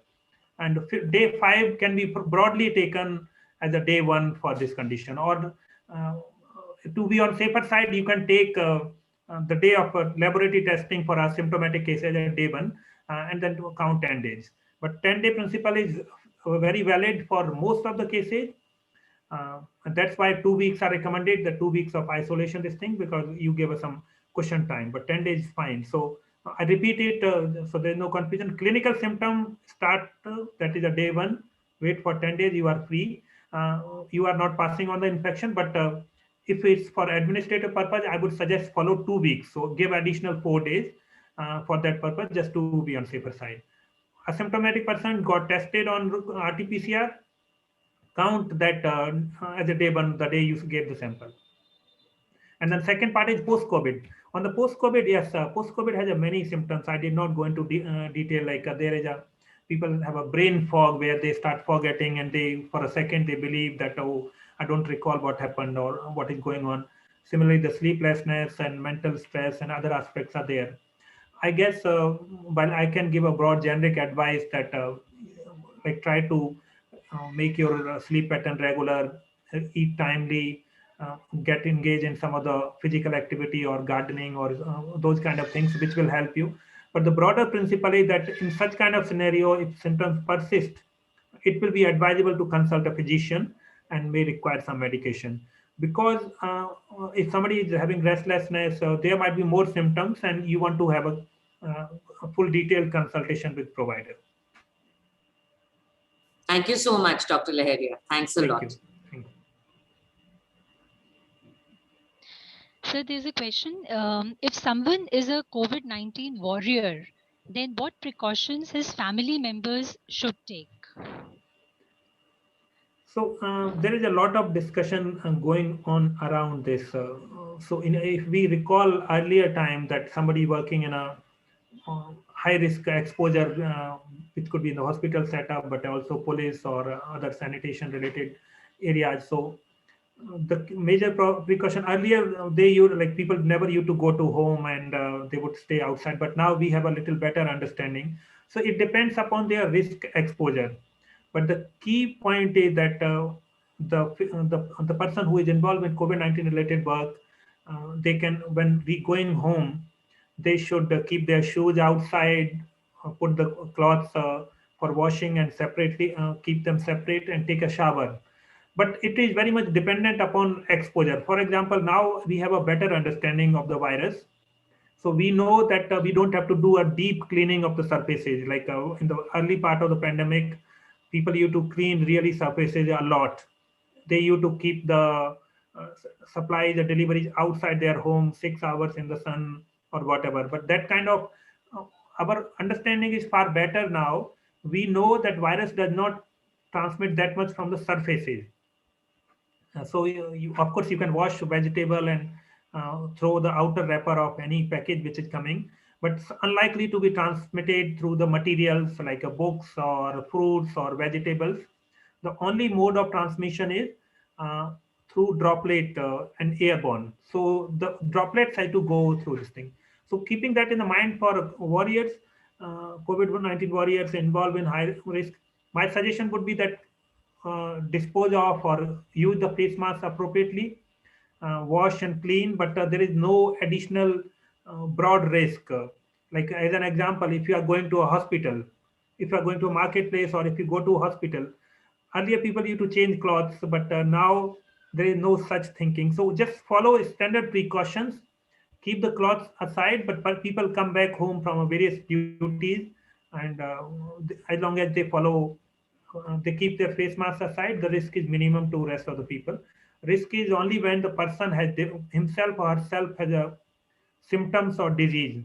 So more attention need to be given if person has developed is developing symptom, and that time you need to isolate just like any other person. But simply being involved in COVID-19 related work and COVID-19 warrior, I don't think that any additional measures are required. Taking precaution, I repeat, keep face mask either dispose of or keep face mask away from children and other family members. Change clothes if you want to take shower, that's fine. Keep shoes aside. Rest of the things are very similar to other people. There is no that kind of risk. We have a better understanding of the virus. Yes, sir. So there's another question related to the medicines. Is hydrochloroquine the treatment for corona? And along with this, there's another related question. Hydroxychloroquine and remdesivir, they are affecting other organs in our body. So why are doctors recommending these two? So hydroxychloroquine had been taken off from the treatment. There is a history of that. In the beginning of the pandemic, there was limited understanding of the disease, but the virus and what can treat it. So the hydroxychloroquine came into use because when the virus was spreading in China, some of the people who were attending joint pain orthopedicians in China, and they noticed that people who were taking hydroxychloroquine as a treatment less risk of disease. So scientists thought that, okay, it might have some protective effect. There were some initial studies conducted in which found that it might have beneficial effect. But we know that initial small scale studies are not that powerful. So then World Health Organization conducted a detailed uh, multi-concentric study on the large number of people and found that hydroxychloroquine is not beneficial. And that's same is true about remdesivir. Now, hydroxychloroquine is not recommended. Remdesivir has some people argued that since it's antiviral and if used at a particular stage of disease, then it might have beneficial effect. So in India, it has been used extensively, but it has not been found on in a clinical trial that effective. But it still has been used because potential benefit and individual understanding of the virus. Here I want to say two things. One is that in the disease condition there are two phases. So this COVID-19 disease has two phases. One is the viral phase. In the first 7 days, the virus multiplies, and then after 7 days, the virus, there is a immune response or immune phase in the virus. So many people believe, or who had seen or used this treatment on various patients, that if remdesivir given within 4th to 9th day of onset of illness, it can reduce the viral transmission and it can delay the movement to the next stage of illness. So it does not prevent. The scientific research, what they have found, it does not prevent moderate to severe illness. It does not prevent death. So there is no difference with the people who receive, but it has some benefit, which is on the progression to next stage of the disease. Now, many people argue that okay, if we get some delay in the next stage of disease, that can be well utilized. So it depends upon how you look at it. And as you raised correctly, there are adverse effect of all these medications. So why give them? So you weigh against this thing, benefit and disadvantage. That's one. Second part is I think more of a human behavior and emotional aspect. That as a human, also as a doctor, you might know that this may not work, but as a family member, you want to do everything for your patient. That okay, no matter I know this it doesn't work. Even if a doctor tells a patient's relative that plasma therapy doesn't work, which it doesn't work now we know, or remdesivir doesn't work, then people start asking, okay, no, I want to try still because I think it will benefit. So it's more of a scientific evidence plus emotional or human behavior that played there. But now plasma therapy has conclusively proven with the new evidence that it doesn't work. Remdesivir doesn't prevent moderate illnesses, but it has some benefits. So that's how it works. It's more complex. We are understanding about the disease, but let's remember three things. Let's remember one thing which has three parts. So there are only three treatments of this illness or COVID-19. One is steroids. Dexamethasone has a proven role in treatment of illness. Second is blood thinners, because this disease called blood clotting. So blood thinners are very powerful. And third is oxygen therapy. So three proven treatments are steroid, blood thinners, and oxygen. Rest of the things are off-label or investigational therapy. They are not proven, but they are still being used. Sir, I have one question. Yes, please. Sir, just when the first wave came, so we didn't know much about the Corona-19 pandemic. So then the second wave came, and it was, I think, compared to the first wave, it was more serious. And in the first wave, oxygen level, we didn't give much emphasis on the oxygen level. So what do you think that, what about the third wave we are talking about? Will it be serious compared to the second wave, or something, a kind of moderate result will get? So first of all, there is no evidence that this wave was serious. It was only rather the mortality rate in this wave is far lower. In the first wave, around 3% of the total people who developed disease died. In this wave is 1.5%. But what we know that in the first wave, the number of people affected was relatively small. So even at the peak of the wave, there were around 97,000 new cases every day. In this wave, when the peak of the wave, there were around 400,000 new cases every day. So what happened? There are fourfold increase in the number of cases. So majority of the people who needed hospitalization increased fourfold, and hospital services were not prepared for that. So that's why we saw this kind of crisis. And when there were limited facilities, only sickest of the people were admitted in the hospital. We also know that some of the people who needed hospitalization could not get hospital admission or oxygen. That's why they died. But there is no evidence that this wave is more severe. And that same logic, there is no reason to believe that subsequent wave will be any serious. We are developing better understanding of disease. So it is true that absolute number of cases were high, but it is not true that severity was high. But I also want to bring another aspect which I did not discuss earlier, but we can discuss now, that we are hearing a lot about the new strains. There are new variants have emerged. There is a variant from UK, B117, then South Africa B351, and then Brazil P1, and from India B617, B1617. So all these variants are have been found, and the one which was in UK was 70% higher transmissibility. उसका मतलब हुआ कि वो जो अगर previous original strain थे, जो ancestral strain बोलेंगे उसको, that was transmitting 1%, and this new strain was transmitting to 1.7%. Or in other words, like a previous strain was transmitting to 10 people, this would pass on the infection to 17 people.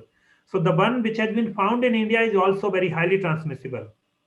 And because of the infection rate is high, but transmission is itself independent, does not mean severe disease. So you can recall in the previous wave, if one person in the family was affected, that was the only person affected. But in this wave, if one person was affected, everyone got affected because high transmissibility. But illness is not linked to that.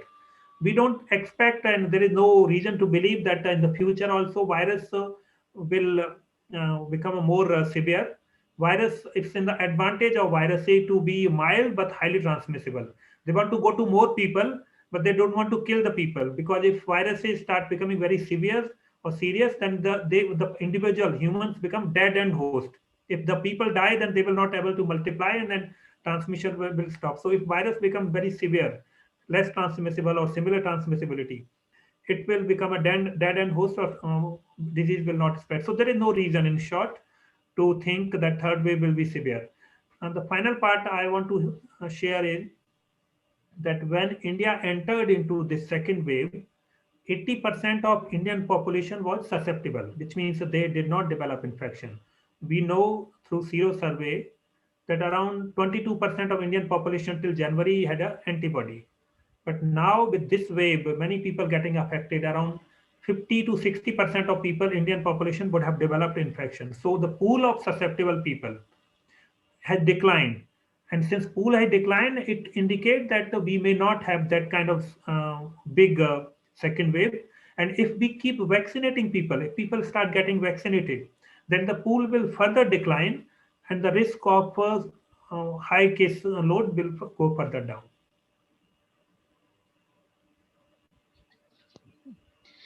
So there are a few questions related to vaccines. One is that if after getting, suppose a person gets COVID infected, so how long should he or she wait to get vaccinated? And another is that suppose by mistake first dose is of Covaxin and the other one administered is of Covishield, and there might have been some mistakes committed. So what happens in such cases? Okay, so I kept these questions for the discussion because I touched some of these, but I did not touch all the aspects.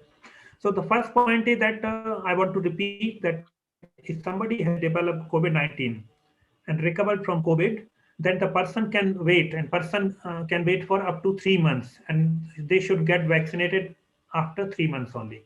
The reason is an individual is protected. Like once you develop an infection, then the person develop antibody, and those antibody provide protection up to 6 to 9 months of period. So even longer period person is protected. World Health Organization say that a person who had developed infection can wait up to 6 months. Indian country, they can wait till 3 months, so get vaccinated after 3 months. That's for people who developed infection. Now, if you get a COVID-19 vaccine today, and after 3 weeks, actually the first shot of vaccine and second natural infection essentially works very similar to the 2 shots of vaccine, because your antibody were immune system was active, and then you got natural infection, which will work like vaccine. So after second infection, then you can wait for 3 months after the day of recovery, from the day of your recovery, to get your second shot. But you can actually wait for up to 6 months. The longer the gap you will keep between your 2 shots, the better the protection you will receive. So my advice, and this is what World Health Organization also say, that if you received first shot, then you get natural infection. After natural infection, wait for 6 months, and you will have a longer protection, because once you get second shot at 6 months, then you are protected. After vaccination, one is protected for similar duration of period, around 6 to 9 months. So whenever you get second shot, the protection is for 6 to 9 months. When it comes to if an individual get vaccinated today, within 3 months. So previous I explained more than 3 months. If you within 3 months you get vaccination, within 3 months if you get vaccine and within 3 weeks you get natural infection, then the effect of vaccination had not come to you, because vaccination, the way the vaccination works, within 7 days your immune system get activated. Another 7 days it start recognizing, start working. So it to be a vaccine becoming fully effective, you need to have a 3 weeks time period passed. So अगर 3 week के अंदर आपको natural infection हो जाता है, तो आप मान के चलिए कि आपको वो वैक्सीन शॉट नहीं मिला के बराबर था, अब आपको नेचुरल इन्फेक्शन हो गया है, then you can wait for 3 months and then get vaccination second shot. So in that case, so within 3 months, infection or vaccine will work on the similar way. So I summarize this. Natural infection, wait for 3 months as per Government of India. Can wait for 6 months. First shot, and then you get second infection, then you get infection after 3 weeks, wait for maybe 6 months. First shot, you get infection within 3 weeks, wait for 3 months. मोटा मोटा अगर मैं आपको ज्यादा information लग रही है तो 3 महीने का इंतजार कीजिए, irrespective of whatever, whether natural infection, whether vaccination, और 3 महीने के बाद वैक्सीन लीजिए. Yes, sir. Yeah, I think that's very clear. And sir, suppose first dose Covaxin की लग गई किसी को and second dose Covishield की लग जाती है, so ओके, तो इसको वैक्सीनेशन एक सिद्धांत पे काम करता है, which is called prime boost. The role of first shot is to prime the immune system, and then the role of second shot is the already primed immune system is boosted. So advantage of these shots is that when first shot is given, immune system gets activated, individual develops some antibody. Now the quantity of those antibody is limited, so they will start disappearing over a period of time. So that's why we want to give a second shot. With the second shot of vaccine, which is called boosting shot, boost effect, the quantity of antibody is really high. It is a 5 to 6 fold or even 20-fold higher with the second shot. So advantage of high quantity of antibody is that they will last longer. So that's the broad principle. Now to achieve this, the vaccination should be done with the same vaccine. Now if in case of India, there are two vaccines, Covaxin and Covishield. Now Covishield is a viral vector vaccine and Covaxin is inactivated vaccine. So they both of them are on different platforms. So they work very differently. These vaccines have not been studied in detail on the, which is called interchangeability. So currently this is not recommended. But by mistake, if the second shot is given of a different vaccine, I would suggest that okay, first thing to remember is that it will not cause any harm, unlikely to cause any harm. So one can be assured of that. But at the same time, it might not provide the benefit. We don't know because this has not been studied. So best approach would be repeat, at least wait for another 4 weeks, and then one can repeat this one of those two vaccines, or the vaccine which individual received for the first shot, that can be repeated after a gap of 4 weeks. So those giving two different vaccines may not provide any benefit, and that's this. So repeat the vaccine which after a gap of 4 weeks. Here I also want to answer another question that many people say that when can we take any other vaccine when they receive vaccine? No. Ideally, when you have received a COVID-19 vaccine or any vaccine, that time your immune system is highly activated. So it is recommended that for next 2 weeks, no other vaccine should be administered. So you have to wait for any other vaccine for minimum 2 weeks, ideally 4 weeks. So for example, if a pregnant woman want to take vaccine and the pregnancy, they get TT vaccine. So either get the same day, you can get this or any other vaccine on the same day, or keep a gap of 4 weeks. But there is one exception. So if somebody get a vaccine and then there is a case of dog bite, the person is bitten by a dog, then rabies vaccine can be given at any gap. So rabies is a life-saving vaccine, so there is no need of following that principle. Somebody received a vaccine, COVID-19 vaccine Monday, on Wednesday, unfortunately bitten by a dog, but that person need to be started on rabies. So rabies vaccine is the only exception which can be given. Another part is currently this interchangeability is not allowed or not studied, but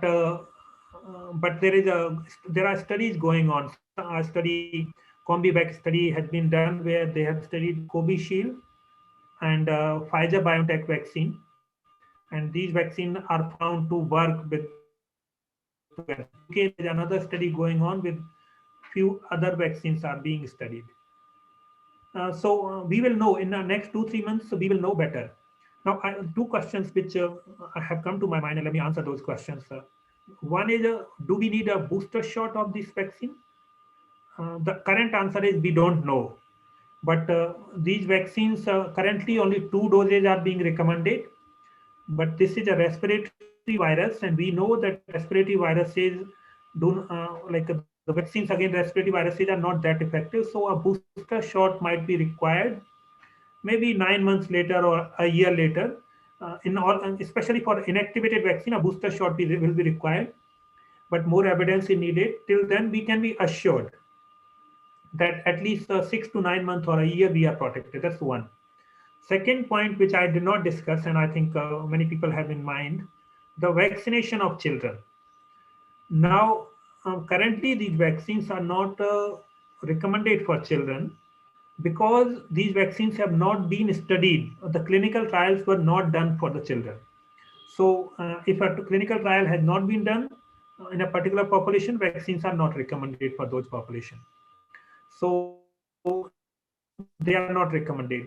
In United States and Canada, two vaccines for Pfizer BioNTech and Moderna vaccines have been licensed for age group of 12 year to 17 years. But there is no vaccine in any part of the world licensed for 11 year or less than that. So that's one part. Now within India, the vaccines are being investigated under clinical trial for 2 year to 17 years. These are the same vaccine. They are not very different new vaccine. These are the same vaccine which are being given to adults, but in children, the vaccine need to be tested because children have a very hyperactive immune system.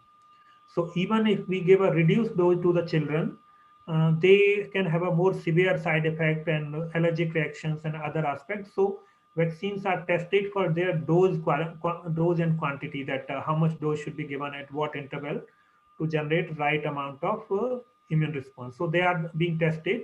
It will take another 2 to 3 months before we will have finding. So once those findings are available, vaccination can be done for children, will be considered. But it's not that easy. Like one part is that we know that there is a shortage of vaccine, limited supply and more demand even for adult population, which is at higher risk of disease. Vaccine is not available.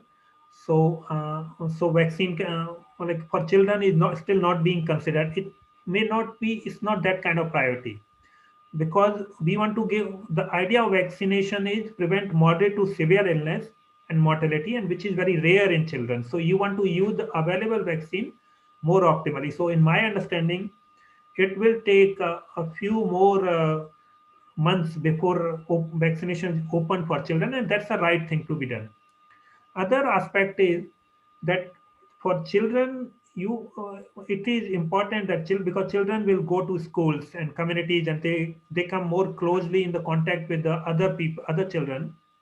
They are not expected to wear masks that frequently or not follow mask behavior. So children can transmit the infection to other elderly member or other members of family. So scientists and researchers are also thinking that maybe for a children a better vaccine would be which can stop the transmission. And there are some vaccines which are being developed which are nasal vaccines. So nasal vaccines would have a double advantage. They will provide protection to individual, and they can also reduce the transmission. So maybe children, it will be worth to wait for those nasal vaccines to be licensed, and those can be used for the children, and they will reduce transmission. There will be easy administration, and all those advantages are there. So don't worry about children are not being vaccinated. They are kind of it's a good approach. I'm seeing two questions here. Can this vaccine be given to immunocompromised individual? And there was another question, medical condition. Yes, these vaccines can be administered to anybody. Only two broad contraindication. Two type of individuals should not be given vaccine. One, anybody who had in the severe reaction with the first shot of vaccine. That person should not be given the vaccine. And second, somebody who is severely ill due to any other condition, admitted in hospital or any other condition. So that severely ill person's immune system is already fighting with the disease condition, and you don't want to burden his or her immune system with another vaccine, another thing which is vaccine. So these are the two, like one is absolute contraindication, somebody develops severe reaction. Second, somebody who is sick need to wait for 2 to 4 months to get vaccinated. Otherwise, anybody who has HIV/AIDS, immunocompromised, on cancer treatment, anyone can be administered this vaccine. Rather, should be given this vaccine. In the worst case scenario, what would happen? That they might not develop antibody or they might not give immune response, but vaccine would not cause any harm. So vaccine is recommended for everyone. Other group which should delay vaccination is somebody who has received plasma therapy, but it's very similar to the somebody like a COVID-19 patient recovered. We need to wait for 3 months, but the same person would be plasma therapy. They need to wait for some more time. But otherwise, vaccines are recommended for everyone older than 18 years as of now.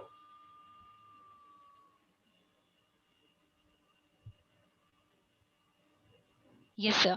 And so there are some more medical conditions explicitly mentioned. For example, people with low hemoglobin or who have undergone angioplasty. I guess their question also gets answered. They can go in for vaccines. Yes, everyone can go for vaccination. And rather, if somebody has a low hemoglobin, then that person also need to be started on iron supplementation or need to be treated. That's a different condition. But that does not stop from person from getting vaccinated.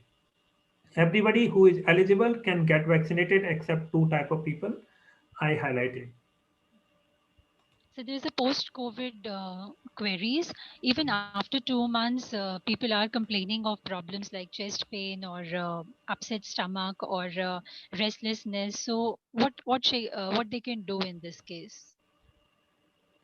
So that is true. So as I said earlier, nearly one fourth or 25% of the people who recover from moderate to severe illness have a uh, post-COVID symptoms even after 4 weeks, and then up to 1 in 10 even after 3 months. So anybody who is having such kind of symptoms, it's ideal that consult a healthcare provider and seek treatment. Like maybe you require another set of investigation done, but lethargy and all those could very well link to the not eating proper diet. So what one need to do in the immediately after recovery, that the dietary pattern should be regularized. Green leafy vegetables and fruits should be part of that diet. Good sleep is very important, and regular physical activity. So if person is lethargic, then you don't want to do regular that much activity, but slowly start those regular physical activity. Similarly, breathing and pranayam seems to have worked. They are preventive intervention to increase the lung capacity, so those do help. Even after that, there are people with comorbidities who might have long-term challenges. They need to consult. Like one of the things is that they need to keep getting treatment for the health condition which they have, and manage like diabetes, hypertension, or any other respiratory illness, COPD, chronic obstructive pulmonary disease, any other condition which they know. So maintaining good health is really important. And even after that, if it's not happening, consult a provider. I can answer some broad questions, but it will not be pertinent that individualized advice can be given. So it will be useful that take all your papers and consult a provider for specific advice. Mm. Yes, similar queries. Although COVID-19 has come negative, but even still there is a low-grade fever coming. So they have consulted doctors, but no solution so far. So the low-grade fever So is continuing, 99.5. I think any fever which lasts for a longer duration require detailed investigation. There is no reason to believe that there is a low grade fever and no underlying condition, because so what one need to do, like this is not a clinical advice, but obviously if you they have a low grade fever, usually there are some markers which is a C-reactive protein, CRP, everybody knows now, and CRP and D dimers. So CRP and D dimers are markers of inflammation, which means which show that if your body has some inflammation going on, those markers will be raised. And those, if those markers are raised and then along with the blood hemogram or blood tests, it will provide a fairly good idea to a treating physician that what is going on, and the individual need to be further investigated. I have no reason to believe that person has fever and there is the diagnosis cannot be made. It's very rare a diagnosis cannot be made. So please consult a physician with all your detailed reports and past history of illness, and I'm sure that this will be treated. Persisting fever is not a normal condition. It requires management. Yes, sir. So there is a question related to social media. There is a lot of fake news related to COVID, which is taking negative toll of our mental health. So how do we handle the negativity which is flourishing in the social media?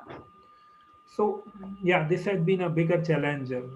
Like a year ago, it has been widely said that the world is fighting two pandemics. One, the pandemic of due to virus, and other is due to information epidemic.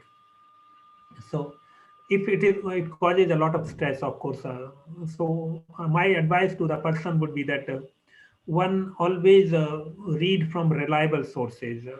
Don't believe everything which is circulated on WhatsApp or social media or even TV channels. So be very careful in selecting what you watch, what you read. Definitely don't trust anything blindly on the social media, be it Facebook or WhatsApp or any other social media. Uh, my advice to, if it is affecting you a lot, to cut down the time on the television or newspapers. That really helps. It causes a lot of stress. I personally would say that the way black fungus was reported or mucormycosis was reported in media, that was really disturbing. It is a challenge, but it was not that a big issue. It could have caused distress to anybody. Similarly, the way there is a lot of discourse on third wave when children will be affected, which is completely unsubstantiated. But unless you are and if you have a children, you will of course get worried and concerned. So there are over consumption of news, and especially WhatsApp media is a real big challenge. So my advice to most of the people would be that don't watch TV for these things far too much. This kind of it replay the same stuff. Well, we are in the far better situation in responding to virus and pandemic than a year ago. Another point is that we have a better understanding. The best way to prevent from this disease is to follow COVID appropriate behavior. You follow COVID appropriate behavior of face masks, hand washing, and physical distancing. Advise other, and that is the best way. Second, even if you get the virus, don't worry too much about it, because worrying will reduce immunity, and you need your immune system to fight the virus, not to reduce by the worry. So don't worry. Most of the time, like 80% of time, you will be asymptomatic. And then if you develop symptom also, most likely a healthy adult would recover without any reason. Even very small fraction will require hospitalization. And even in those, like majority recover. So virus is of course, it's a problem because it's affecting so many people. It's a problem because we get concerned that our family members and other people are not affected. But virus is not that dangerous. 15 years, 18 years ago, there was a SARS in SARS-CoV-2, 2002 and 4.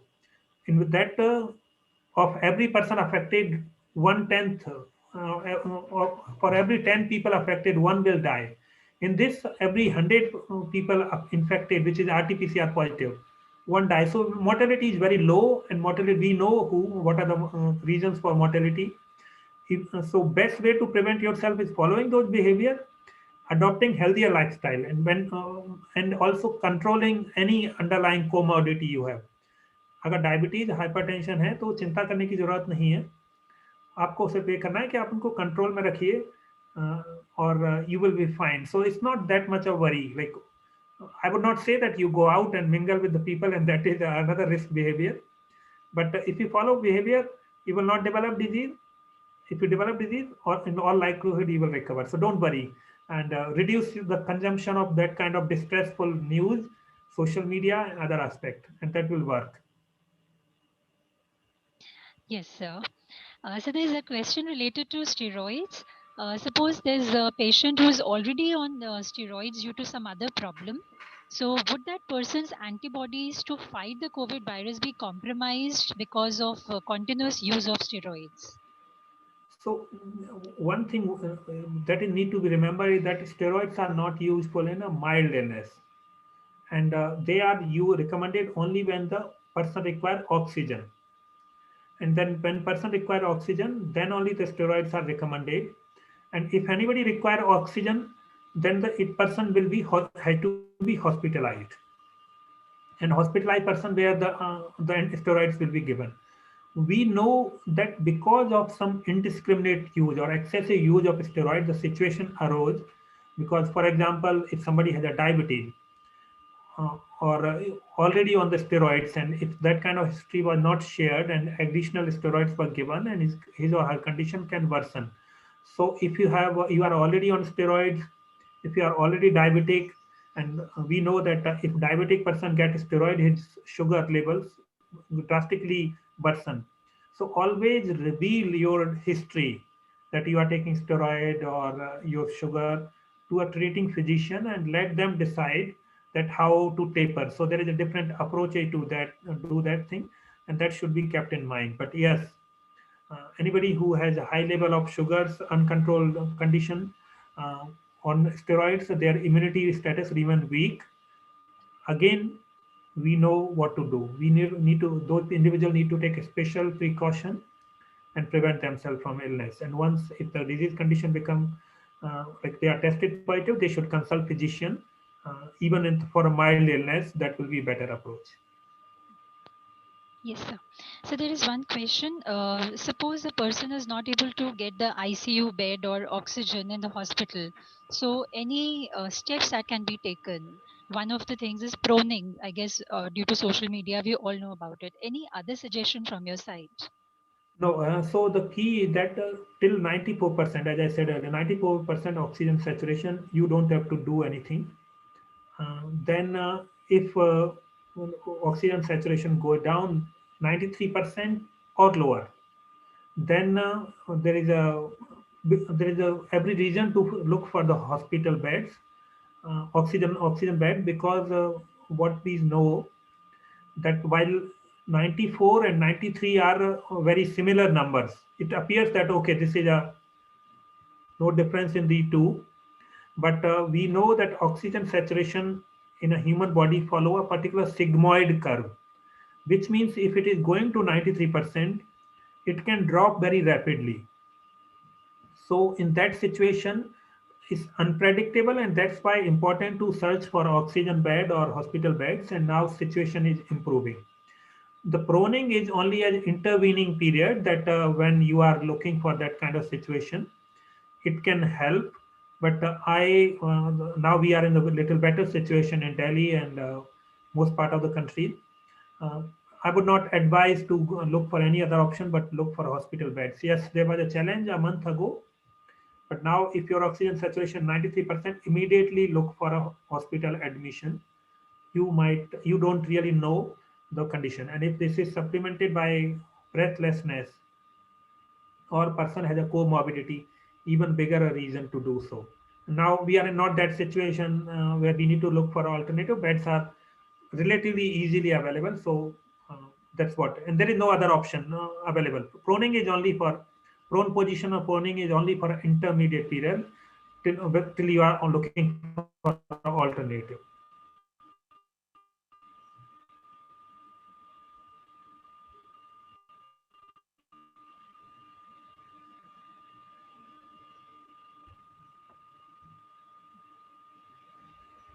Yes, sir. And I guess there are some anxieties about, in the chat box related to steroids. That is, should the use of steroids be reduced overall for other diseases? So I guess I'll take the last word from you, sir, on the infrastructure. What is, in your suggestion, how should India prepare for not just the third wave, which is almost expected, but also how to prepare for any kind of, such kind of an pandemic or health issue? Yes, so the best preparedness for any pandemic epidemic is keep our health systems ready.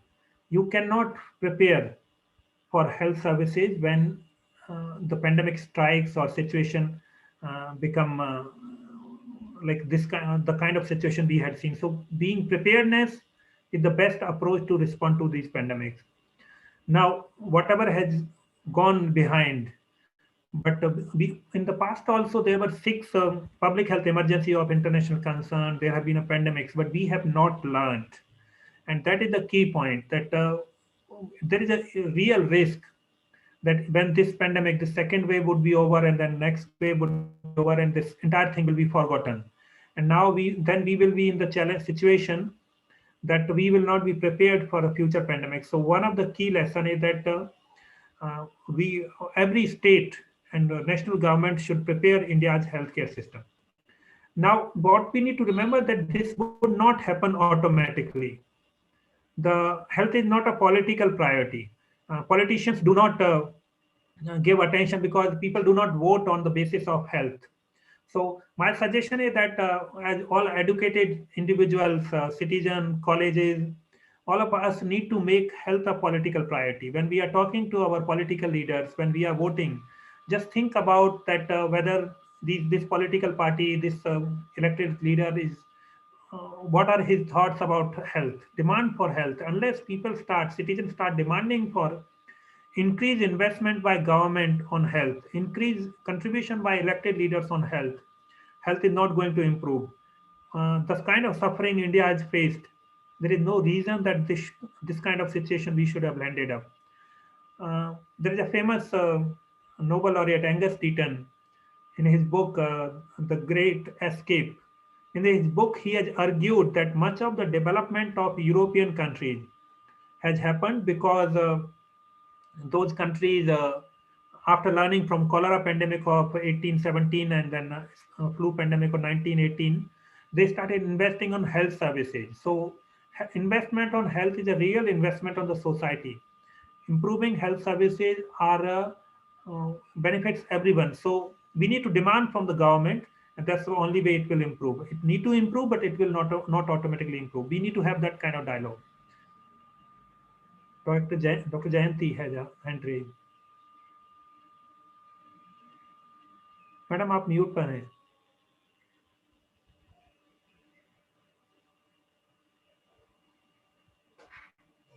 I really don't know whether you can. Okay.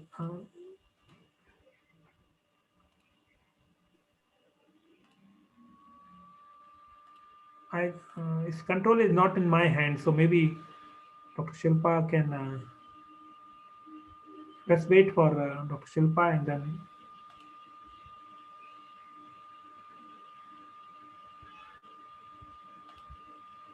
There are some hands raised, but I really don't know how to allow.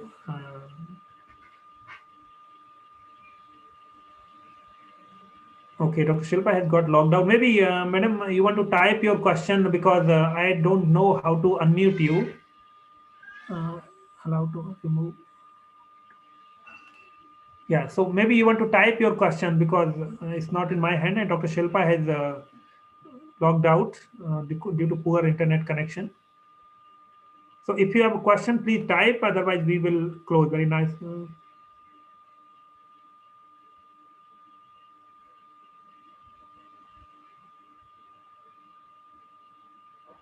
Okay, mute.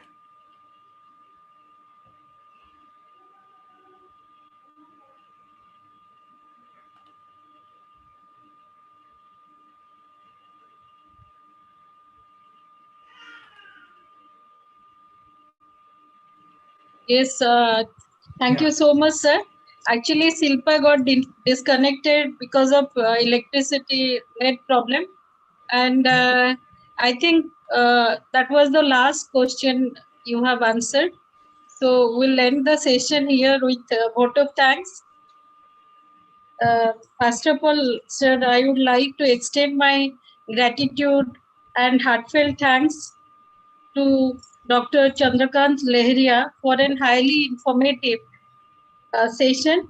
Sir, it's really informative one, and as Silpa said, your lecture was very comprehensive, and you have included so many things, starting from clinical symptoms and need for oxygen. Then you talk about post-COVID, COVID-19 vaccine, types of vaccine, so many things you have enlightened us, like to a layman. Anybody can understand your lecture. It was so comprehensive and informative. I'm highly thankful to you for your informative session. My sincere thanks to our respected principal, Professor Swati Pal, under whose dynamic leadership we used to conduct various curricular and co-curricular activities. Community outreach program is one of them. I'm really thankful to you, ma'am, for your support and encouragement. My special thanks to all the faculty members, teaching, non-teaching staffs across India, research scholars, students, especially NSS students of JDMC and also whole University of Delhi for their presence. My sincere thanks to our administrative officers, Surendra ji and Kosalji and other administrative staffs for their support. Last but not least, my sincere thanks to Dr. Silpa Chaudhary, who has arranged this program, organized this program so beautifully. And thanks to Silpa. And again, thanks to Dr. Chandrakant Leharia for a highly informative and excellent session. And thank you, sir. Thank you so much. Thank you very much, everyone, for joining this. And there are a few questions, a few more questions which are coming, but maybe next time we will answer those questions. Thanks again. And yes, sir. Thank you, sir. Yes, sir. Thank you so much, sir. Thanks.